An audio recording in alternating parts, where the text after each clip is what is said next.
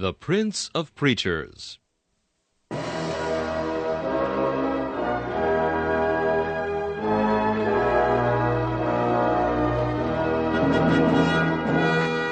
Charles Haddon Spurgeon has been called England's greatest contribution to the spread of the gospel in the 19th century. One of his contemporaries said that the chief secret of Spurgeon's attractiveness was the fact that, in every sermon, no matter what the text or the occasion, he explained the way of salvation in simple terms. Spurgeon's messages remain one of the great treasure houses of Christian literature, still bringing the light of the gospel and the comfort of the Scriptures to hungry souls long after the preacher has passed into glory. This is Charles Kelsch inviting you to listen to a message from the Prince of Preachers.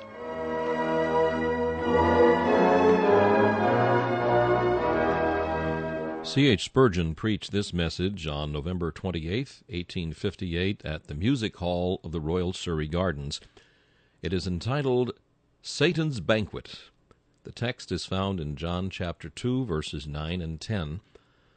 The governor of the feast called the bridegroom, and said unto him, Every man at the beginning doth set forth good wine, and when men have well drunk, then that which is worse. But thou hast kept the good wine until now. The governor of the feast said more than he intended to say, or rather, there is more truth in what he said than he himself imagined. This is the established rule all the world over, the good wine first, and when men have well drunk, then that which is worse. It is the rule with men, and have not hundreds of disappointed hearts bewailed it? Friendship first, the oily tongue, the words softer than butter, and afterwards the drawn sword. Ahithophel first presents the lordly dish of love and kindness to David, then afterwards that which is worse, for he forsakes his master and becomes the counselor of his rebel son. Judas presents first the dish of fair speech and of kindness. The Savior partook thereof. He walked to the house of God in company with him, and took sweet counsel with him. But afterwards there came the dregs of the wine. He that eateth bread with me hath lifted up his heel against me. Judas the thief betrayed his master, bringing forth afterwards that which is worse. You have found it so with many whom ye thought your friends. In the heyday of prosperity, when the sun was shining, and the birds were singing, and all was fair and gay and cheerful with you, they brought forth the good wine. But there came a chilling frost, and nipped your flowers, and the leaves fell from the trees, and your streams were frosted with the ice. And then they brought forth that which is worse. They forsook you and fled. They left you in your hour of peril, and taught you that great truth, that cursed is he that trusteth in man, and maketh flesh his arm. And this is the way the world over. I say it once again, not merely with men, but with nature too. Alas for us, if thou were all, and not beyond, O earth! For doth not this world serve us just the same? In our youth it brings forth the best wine. Then we have the sparkling eye, and the ear attuned to music. Then the blood flows swiftly through the veins, and the pulse beats joyously. But wait a while, and there shall come forth afterwards that which is worse. For the keepers of the house shall tremble, and the strong men shall bow themselves. The grinders shall fail, because they are few. They that look out of the windows shall be darkened. All the daughters of music shall be brought low. Then shall the strong man totter. The grasshopper shall be a burden, and desire shall fail. The mourners shall go about the streets. First there is the flowing cup of youth, and afterwards the stagnant waters of old age, unless God shall cast into those dregs a fresh flood of his loving kindness and tender mercy, so that once again, as it always happeneth to the Christian, the cup shall run over, and again sparkle with delight. O Christian, trust not thou in men. Rely not thou upon the things of this present time. For this is evermore the rule with men and with the world, the good wine first, and when ye have well drunken, then that which is worse. This morning, however, I am about to introduce you to two houses of feasting. First, I shall bid you look within the doors of the devil's house, and you will find he is true to this rule. He brings forth first the good wine, and when men have well drunk, and their brains are muddled therewith, then he bringeth forth that which is worse. Having bidden you to look there and tremble, and take heed to the warning, I shall then attempt to enter with you into the banqueting house of our beloved Lord and Master Jesus Christ, and of him we shall be able to say, as the governor of the feast said to the bridegroom, Thou hast kept the good wine until now. Thy feasts grow better and not worse. Thy wines grow richer, thy viands are daintier far, and thy gifts more precious than before. Thou hast kept the good wine until now.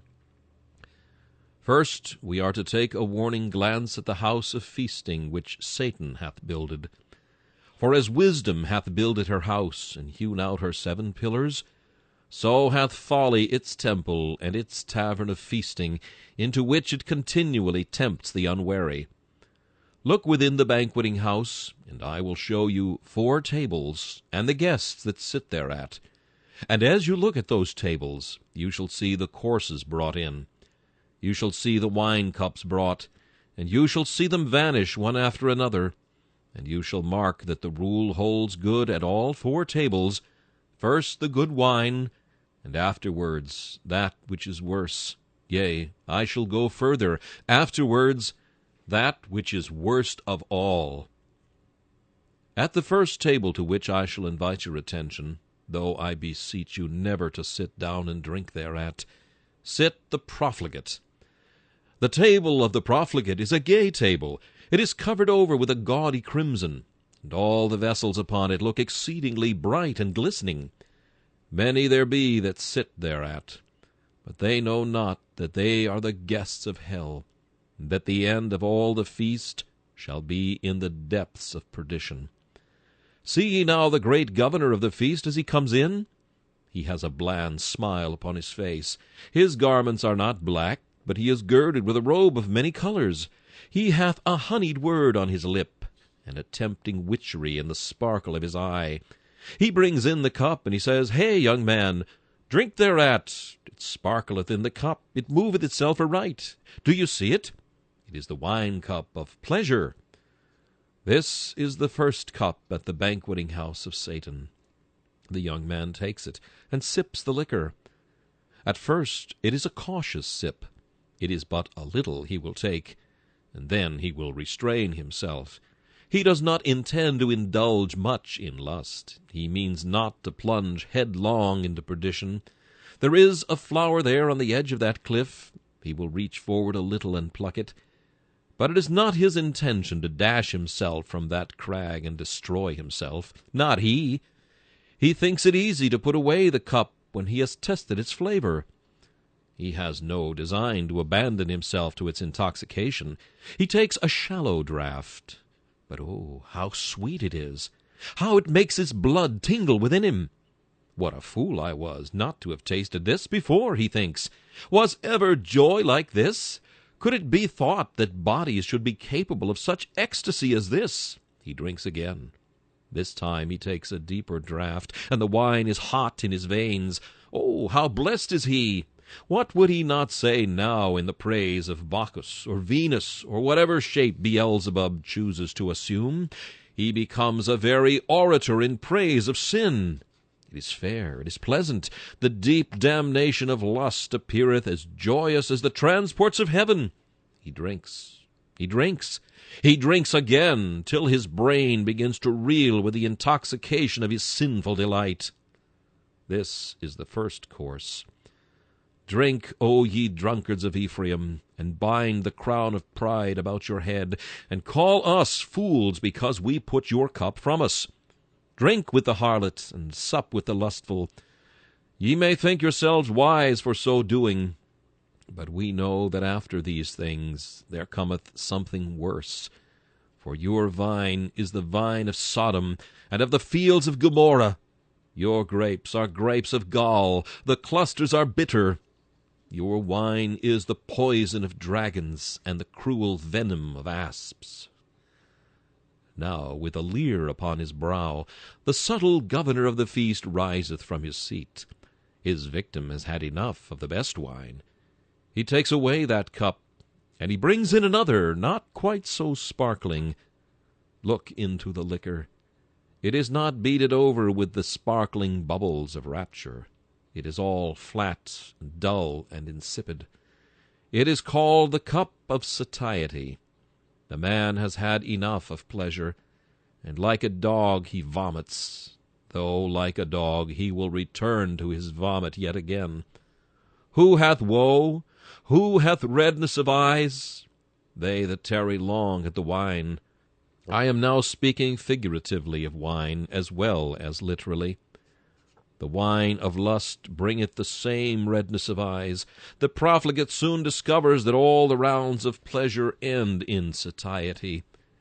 What, says he, what more can I do? There I have committed every wickedness that can be imagined, and I have drained every cup of pleasure. Give me something fresh.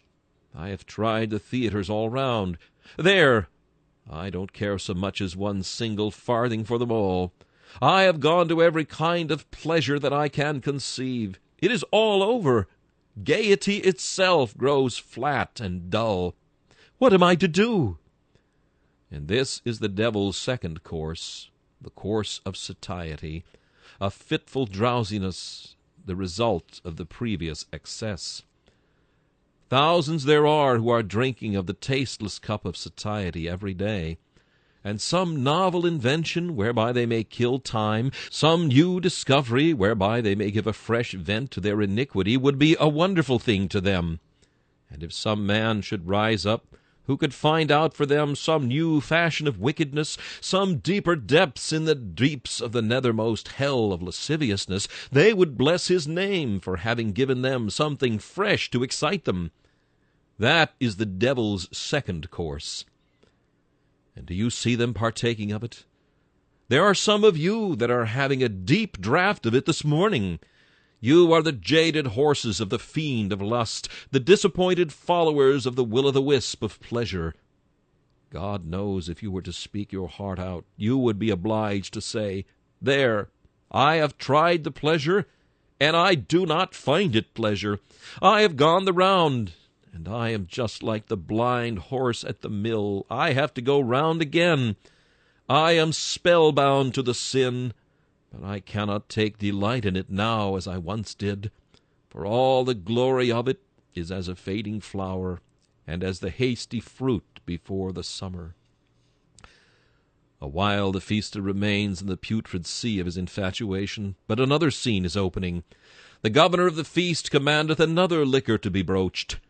This time the fiend bears a black goblet, and he presents it with eyes full of hell fire, flashing with fierce damnation. Drink of that, sir, says he, and the man sips it, and starts back, and shrieks, O God, that ever I must come to this! You must drink, sir. He that quaffs the first cup must drink the second, and the third. Drink, though it be like fire down your throat. Drink it, though it be as the lava of Etna in your bowels. Drink, you must drink. He that sins must suffer. He that is a profligate in his youth must have rottenness in his bones, and disease within his loins. He who rebels against the laws of God must reap the harvest in his own body here. Oh, there are some dreadful things that I might tell you of this third course. Satan's house has a front chamber, full of everything that is enticing to the eye and bewitching to the sensual taste.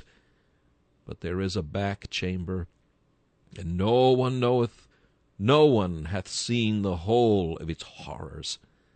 There is a secret chamber where he shovels out the creatures whom he himself destroyed, a chamber beneath whose floor is the blazing of hell, and above whose boards the heat of that horrible pit is felt. It may be a physician's place, rather than mine, to tell of the horrors that some have had to suffer as a result of their iniquity. I leave that. But let me tell the profligate spendthrift that the poverty which he will endure is the result of his sin of extravagance. Let him know also that the remorse of conscience that will overtake him is not an accidental thing that drops by chance from heaven. It is the result of his own iniquity. For depend upon it, men and brethren, sin carries an infant misery in its bowels, and sooner or later it must be delivered of its terrible child. If we sow the seed, we must reap the harvest. Thus the law of hell's house stands. First the good wine, then afterwards that which is worse. The last course remains to be presented. And now, ye strong men who mock at the warning, which I would fain deliver to you with a brother's voice, and with an affectionate heart, though with rough language, come ye here, and drink of this last cup. The sinner has at the end brought himself to the grave. His hopes and joys were like gold put into a bag full of holes. They have all vanished forever. And now he has come to the last. His sins haunt him. His transgressions perplex him. He is taken like a bull in a net. And how shall he escape? He dies, and descends from disease to damnation. Shall mortal language attempt to tell you the horrors of that last tremendous cup, of which the profligate must drink, and drink forever? Look at it. Ye cannot see its depths, but cast an eye upon its seething surface. I hear the noise of rushing to and fro, and a sound as of a gnashing of teeth, and the wailing of despairing souls. I look into that cup, and I hear a voice coming up from its depths. These shall go away into everlasting punishment. For Tophet is prepared of old, the pile thereof is wood and much smoke. The breath of the Lord, like a stream of brimstone, shall kindle it. And what say ye to this last course of Satan? Who among us shall dwell with the devouring fire? Who among us shall dwell with everlasting burnings? Profligate, I beseech thee, in the name of God, start from this table. Oh, be not so careless at thy cups. Be not so asleep, secure in the peace which thou now enjoyest. Man, death is at the door, and at his heels is swift destruction. As for you, who as yet have been restrained by a careful father, and the watchfulness of an anxious mother, I beseech you, shun the house of sin and folly. Let the wise man's words be written on thine heart, and be thou mindful of them in the hour of temptation. Remove thy way far from her, and come not nigh to the door of her house. For the lips of a strange woman drop as in honeycomb, and her mouth is smoother than oil. But her end is bitter as wormwood, sharp as a two-edged sword. Her feet go down to death. Her steps take hold on hell. Do you see that other table yonder in the middle of the palace? Ah, good, easy souls, many of you had thought that you never went to the feast of hell at all.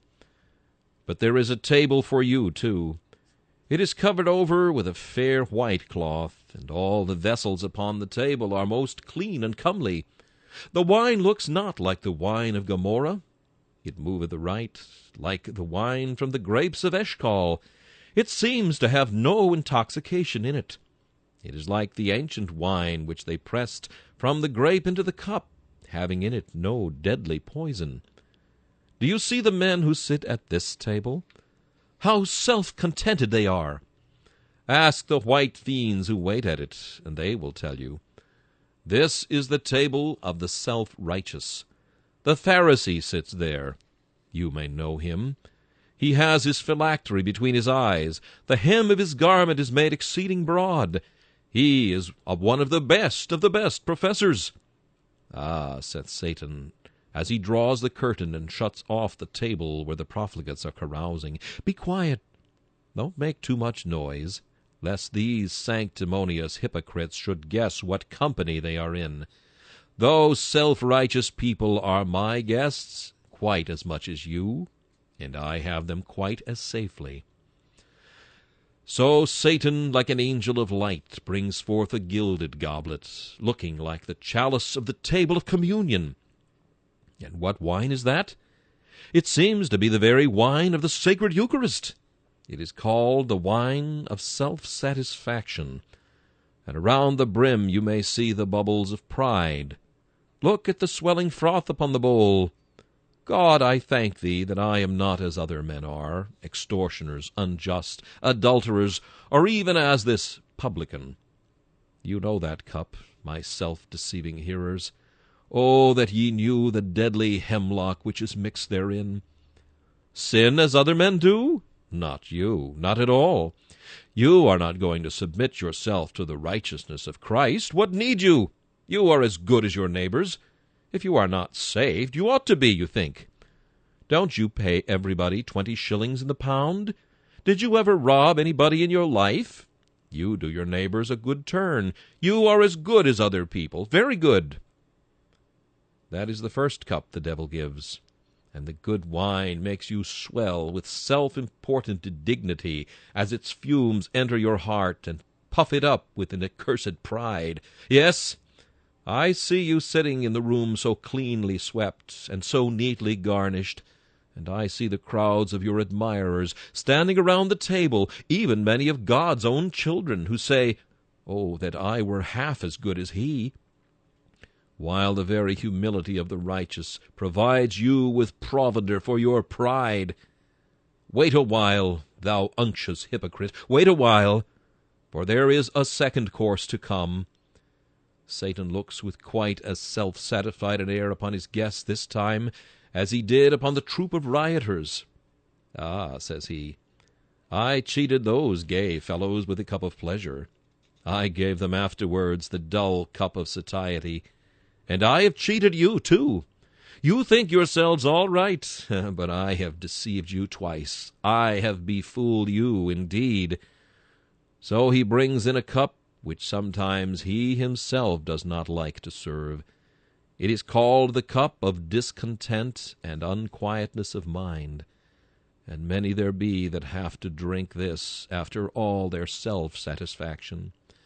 Do you not find, you that are very good in your own esteem, but have no interest in Christ, that when you sit alone and begin to turn over your accounts for eternity, that they do not square somehow, that you cannot strike the balance exactly to your own side after all, as you thought you could?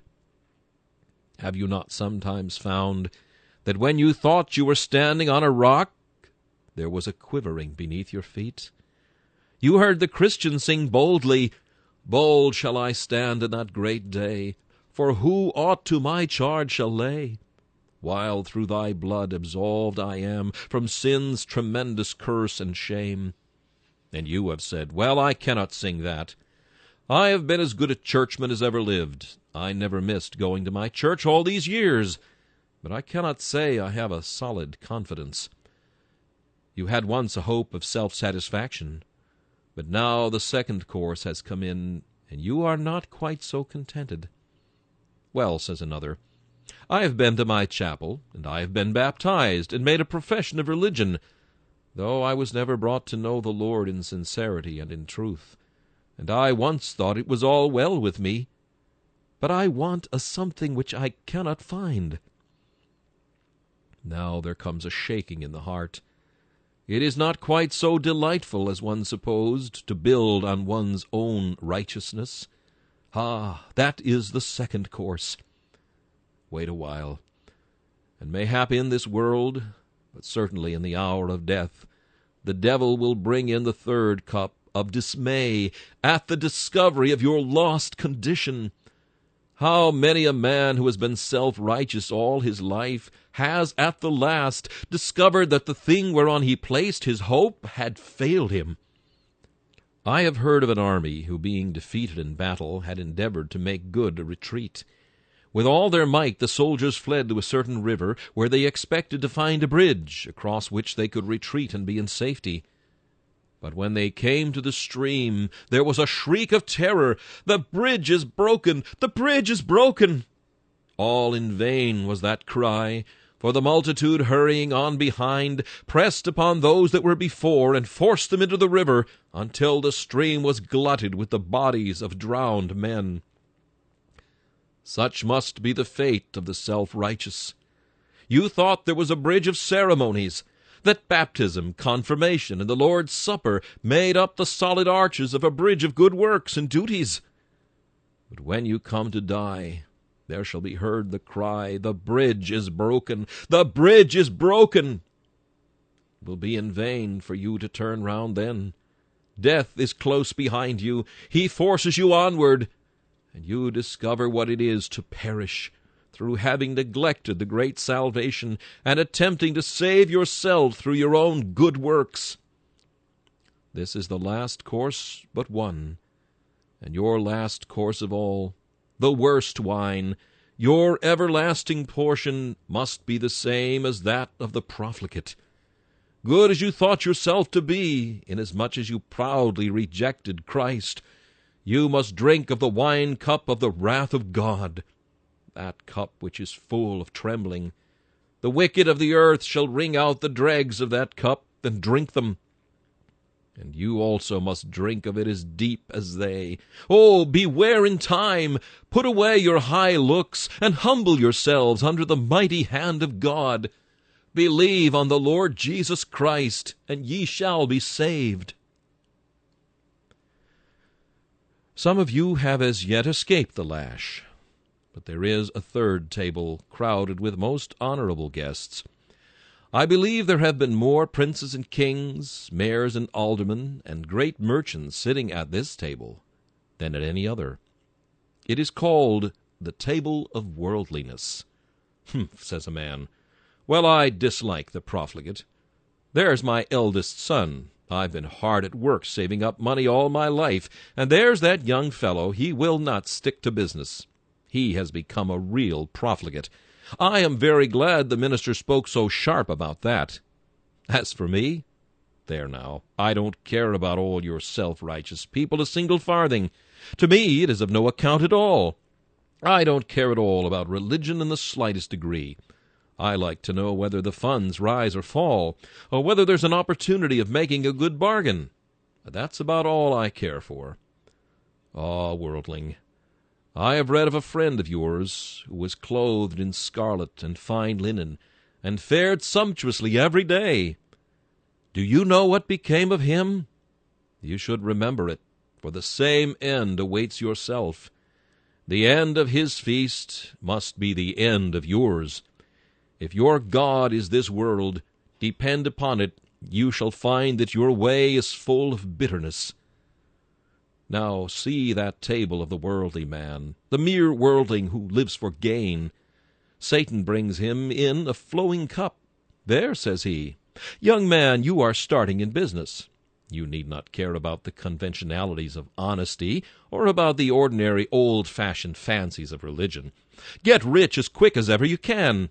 Get money, honestly if you can, but if not, get it anyhow, says the devil, and down he puts his tankard. There, says he, is a foaming draught for you. Yes, says the young man, I have abundance now. My hopes are indeed realized. Here then you see the first and best wine of the worldling's feast, and many of you are tempted to envy this man. Oh, that I had such a prospect in business, says one. I'm not half so sharp as he is. I could not deal as he deals. My religion would not let me. But how fast he gets rich! Oh, that I could prosper as he does. Come, my brother, judge not before the time. There's a second course to come, the thick and nauseous draught of care. The man has got his money, but they that will be rich fall into temptation and a snare. Wealth ill-gotten, or ill-used, or hoarded, brings a canker with it that does not canker the gold and silver, but cankers the man's heart, and a cankered heart is one of the most awful things a man can have. Ah, see this money-lover, and mark the care which sits upon the heart. There is a poor old woman that lives near his lodge-gate. She has but a pittance a week, but she says, Bless the Lord, I have enough. She never asks how she is to live, or how she is to die, or how she is to be buried, but sleeps sweetly on the pillow of contentment and faith. And here is this poor fool with untold gold, but he is miserable because he happened to drop a sixpence as he walked along the streets, or because he had an extra call upon his charity, to which the presence of some friend compelled him to yield. Or perhaps he groans because his coat wears out too soon. After this comes avarice. Many have had to drink of that cup. May God save us from its fiery drops. A great American preacher has said, "Covetousness breeds misery. The sight of houses better than our own, of dress beyond our means, of jewels costlier than we may wear, of stately equipage and rare curiosities beyond our reach, these hatch the viper brood of covetous thoughts, vexing the poor who would be rich, tormenting the rich who would be richer. The covetous man pines to see pleasure, is sad in the presence of cheerfulness. The joy of the world is his sorrow, because all the happiness of others is not his. I do not wonder that God abhors him. He inspects his heart as he would a cave full of noisome birds, or a nest of rattling reptiles, and loathes the sight of its crawling tenants. To the covetous man, life is a nightmare, and God lets him wrestle with it as best he may.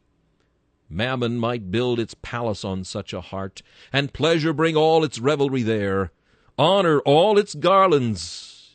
It would be like pleasures in a sepulchre, and garlands on a tomb. When a man becomes avaricious, all he has is nothing to him. More, more, more, says he, like some poor creatures in a terrible fever, who cry, "Drink, drink, drink!" And you give them drink, but after they have it, their thirst increases. Like the horse leech, they cry, "Give, give, give!" Avarice is a raving madness which seeks to grasp the world in its arms, and yet despises the plenty it has already. This is a curse of which many have died, and some have died with the bag of gold in their hands, and with misery upon their brow, because they could not take it with them into their coffin, and could not carry it into another world. Well, then, there comes the next course. Baxter and those terrible old preachers used to picture the miser and the man who lived only to make gold in the middle of hell, and they imagined Mammon pouring melted gold down his throat. "There," say the mocking devils, "that is what you wanted. You have got it now. Drink, drink, drink!" And the molten gold is poured down. I shall not, however, indulge in any such terrible imaginations. But this much I know, that he that liveth to himself here must perish. He who sets his affections upon the things on earth hath not digged deep. He hath built his house upon the sands. And when the rain descends and the floods come, down must come his house, and great must be the fall thereof. It is the best wine first, however. It is the respectable man, respectable and respected. Everybody honors him. And afterwards, that which is worse, when meanness has beggared his wealth, and covetousness has maddened his brain. It is sure to come, as sure as ever you give yourself up to worldliness. The fourth table is set in a very secluded corner, in a very private part of Satan's palace. There is the table set for secret sinners, and here the old rule is observed. At that table, in a room well darkened, I see a young man sitting today, and Satan is the servitor, stepping in so noiselessly that no one would hear him. He brings in the first cup, and oh, how sweet it is! It is the cup of secret sin. Stolen waters are sweet, and bread eaten in secret is pleasant. How sweet that morsel, eaten all alone! Was there ever one that rolled so delicately under the tongue? That is the first. After that he brings in another, the wine of an unquiet conscience. The man's eyes are opened. He says, "What have I done? What have I been doing? Ah, cries this Achan, the first cup you brought me, I saw sparkling in that a wedge of gold, and a goodly Babylonish garment. And I thought, oh, I must have that. But now my thought is, what shall I do to hide this? Where shall I put it? I must dig. Aye, I must dig deep as hell before I shall hide it, for sure enough it will be discovered. The grim governor of the feast is bringing in a massive bowl, filled with a black mixture. The secret sinner drinks, and is confounded. He fears his sin will find him out. He has no peace, no happiness. He is full of uneasy fear. He is afraid that he shall be detected. He dreams at night that there is someone after him, that there is a voice whispering in his ear and telling him, I know all about it. I will tell it. He thinks perhaps that the sin which he has committed in secret will break out to his friends. The father will know it. The mother will know it. Aye, it may be even the physician will tell the tale and blab out the wretched secret. For such a man there is no rest. He is always in dread of arrest. He is like the debtor I have read of, who, owing a great deal of money, was afraid the bailiffs were after him, and happening one day to catch his sleeve on the top of a palisade, said, There, let me go. I'm in a hurry. I will pay you tomorrow, imagining that someone was laying hold of him. Such is the position in which the man places himself by partaking of the hidden things of dishonesty and sin. Thus he finds no rest for the sole of his foot for fear of discovery. At last the discovery comes. It is the last cup. Often it comes on earth, for be sure your sin will find you out, and it will generally find you out here. What frightful exhibitions are to be seen at our police courts, of men that are made to drink that last black draught of discovery, the man who presided at religious meetings, the man who was honored as a saint, is at last unmasked. And what says the judge, and what says the world of him? He is a jest, and a reproach, and a rebuke everywhere. But suppose he should be so crafty that he passes through life without discovery, though I think it is almost impossible. What a cup he must drink when he stands at last before the bar of God! Bring him forth, jailer! Dread keeper of the dungeon of hell, lead forth the prisoner! He comes. The whole world is assembled. Stand up, sir. Did you not make a profession of religion? Did not everybody think you a saint? He is speechless. But many there are in that vast crowd who cry, We thought him so. The book is open. His deeds are read. Transgression after transgression, all laid bare. Do you hear that hiss? The righteous, moved to indignation, are lifting up their voices against the man who deceived them and dwelt among them as a wolf in sheep's clothing. Oh, how fearful it must be to bear the scorn of the universe! The good can bear the scorn of the wicked, but for the wicked to bear the shame and everlasting contempt which righteous indignation will heap upon them will be one of the most frightful things, next to the eternal endurance of the wrath of the Most High, which, I need not add, is the last cup of the devil's terrible feast, with which the secret sinner must be filled forever and ever. I pause now, but it is just to gather up my strength to beg that anything I may have said that shall have had the slightest personal bearing upon any of my hearers may not be forgotten. I beseech you, men and brethren, if now you are eating the fat and drinking the sweet of hell's banquet, pause, and reflect what shall the end be. He that soweth to the flesh shall of the flesh reap corruption. He that soweth to the Spirit shall of the Spirit reap life everlasting. I cannot spare more time for that, most assuredly. But you must pardon me while I occupy only a few minutes in taking you into the house of the Savior, where he feasts his beloved. Come and sit with us at Christ's table of outward providences. He does not feast his children after the fashion of the prince of darkness. For the first cup that Christ brings to them is very often a cup of bitterness. There are his own beloved children, his own redeemed, who have but sorry cheer. Jesus brings in the cup of poverty and affliction, and he makes his own children drink of it, till they say, Thou hast made me drunken with wormwood, and thou hast filled me with bitterness. This is the way Christ begins, the worst wine first.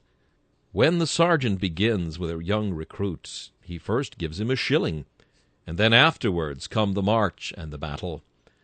But Christ never takes his recruits so. They must count the cost, lest they should begin to build and not be able to finish. He seeks to have no disciples who are dazzled with first appearances. He begins roughly with them, and many have been his children who have found that the first course of the Redeemer's table has been affliction, sorrow, poverty, and want. In the olden times, when the best of God's people were at the table, he used to serve them worst, for they wandered about in sheepskins and goatskins, being destitute, afflicted, tormented, of whom the world was not worthy. And they kept on drinking of these bitter cups for many a day. But let me tell you afterwards, he brought out sweeter cups for them, and you that have been troubled have found it so. After the cup of affliction comes the cup of consolation, and oh, how sweet is that! It has been the privilege of these lips to drink that cup after sickness and pain. And I can bear witness that I said of my Master, Thou hast kept the best wine until now. It was so luscious that the taste thereof did take away every taste of the bitterness of sorrow. And I said, Surely the bitterness of this sickness is all past, for the Lord has manifested himself to me, and given me his best wine. But, beloved, the best wine is to come last. God's people will find it so outwardly. The poor saint comes to die. The Master has given him the cup of poverty, but now no more he drinks thereof. He is rich to all the intents of bliss. He has had the cup of sickness. He shall drink of that no more. He has had the cup of persecution. But now he is glorified together with his Master, and made to sit upon his throne. The best things have come last to him in outward circumstances. There were 2 martyrs once burned at Stratford-le-Bow. One of them was lame, and the other blind. And when they were tied to the stake, the lame man took his crutch and threw it down, and said to the other, Cheer up, brother, this is the sharp physic that shall heal us. I shall not be lame within an hour of this time, nor shalt thou be blind. No, the best things were to come last. But I've often thought that the child of God is very much like the Crusaders. The Crusaders started off on their journey, and they had to fight their way through many miles of enemies, and to march through leagues of danger. You remember perhaps in history the story that when the armies of the Duke of Bouillon came in sight of Jerusalem, they sprang from their horses, clapped their hands, and cried, Jerusalem, Jerusalem, Jerusalem! They forgot all their toils, all the weariness of the journey, and all their wounds, for there was Jerusalem in their sight. And how will the saint at last cry, Jerusalem, Jerusalem, when all sorrow and all poverty and sickness are past, and he is blessed with immortality? The bad wine, bad did I say? Nay, the bitter wine is taken away, and the best wine is brought out, and the saint sees himself glorified forever with Christ Jesus. And now we will sit down at the table of inward experience. The first cup that Christ brings to his children when they sit at that table is one so bitter that perhaps no tongue can ever describe it. It is the cup of conviction. It is a black cup, full of the most intense bitterness. The Apostle Paul once drank a little of it, but it was so strong that it made him blind for 3 days. The conviction of his sin overpowered him totally. He could only give his soul to fasting and to prayer. And it was only when he drank of the next cup that the scales fell from off his eyes. I have drunk of it, children of God, and I thought that Jesus was unkind. But in a little while he brought me forth a sweeter cup, the cup of his forgiving love, filled with the rich crimson of his precious blood. Oh, the taste of that wine is in my mouth this very hour, for the taste thereof is as the wine of Lebanon that abideth in the cask for many a day. Do you not remember when, after you had drunk the cup of sorrow, Jesus came and showed you his hands and his side, and said, Sinner, I have died for thee, and given myself for thee. Believe on me. Do you not remember how you believed, and sipped the cup, and how you believed again, and took a deeper draught, and said, Blessed be the name of God from this time forth and forever, and let the whole earth say Amen. For he hath broken the gates of brass, and cut the bars of iron asunder, and let the captives go free. Since then the glorious Master has said to you, Friend, come up higher. And he has taken you to upper seats in the best rooms, and he has given you sweeter things. I will not tell you today of the wines which you have drunk. The spouse in Solomon's song may supply the deficiency of my sermon this morning. She drank of the spiced wine of his pomegranate, and so have you in those high and happy moments when you have had fellowship with the Father and with his Son, Jesus Christ. But tarry a while. He has kept the best wine yet. You shall soon come near the banks of the Jordan, and then you shall begin to drink of the old wine of the kingdom that has been barreled up since the foundation of the world. The vintage of the Saviour's agony, the vintage of Gethsemane soon shall be broached for you, the old wine of the kingdom. You are come into the land Beulah, and you begin to taste the full flavor of the wines on the lees well refined. You know how Bunyan describes the state which borders on the vale of death. It was a land flowing with milk and honey, a land where the angels often came to visit the saints and to bring bundles of myrrh from the land of spices. And now the high step is taken. The Lord puts his finger upon your eyelids and kisses your soul out at your lips. Where are you now? In a sea of love and life and bliss and immortality. O Jesus, Jesus, Jesus, thou hast indeed kept the best wine until now. My Master, I have seen thee on the Sabbath, but this is an everlasting Sabbath. I have met thee in the congregation, but this is a congregation that never shall break up. O my Master, I have seen the promises, but this is the fulfillment. I have blessed thee for gracious providences, but this is something more than all these. Thou didst give me grace, but now thou hast given me glory. Thou wast once my shield, but thou art now my Son. I am at thy right hand, where there is fullness of joy forever. Thou hast kept the best wine until now.